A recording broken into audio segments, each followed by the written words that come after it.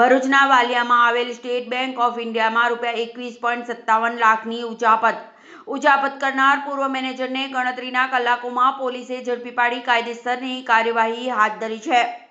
ભરૂચના વાલિયામાં આવેલી state bank of ઇન્ડિયાના પૂર્વ મેનેજર દ્વારા જ ખાતેદારોના રૂપિયા બારોબાર ટ્રાન્સફર કરી કૌભાંડ આચરાયું હોવાનું બહાર આવ્યું છે. આ અંગે હાલના બ્રાન્ચ મેનેજર શૈલેન્દ્ર કરવાએ વાલિયા પોલીસ મથકમાં પૂર્વ બ્રાન્ચ મેનેજર અજય પવાર સામે પોલીસ ફરિયાદ નોંધાવી છે. પૂર્વ મેનેજરે ખાતેદારોની સંમતિ વગર ખોટી સહી, ઈમેલ અને ખોટા વાઉચર બનાવી ખાતેદારોના ખાતામાંથી ₹93.58 લાખ ટ્રાન્સફર કરી લીધા હતા. ત્યારબાદ 72 લાખ સમયાંતરે પરત ખાતાઓમાં જમા કરાવવામાં આવ્યા હતા, જ્યારે ₹21.57 લાખની ઉચાપત કરવામાં આવી હતી.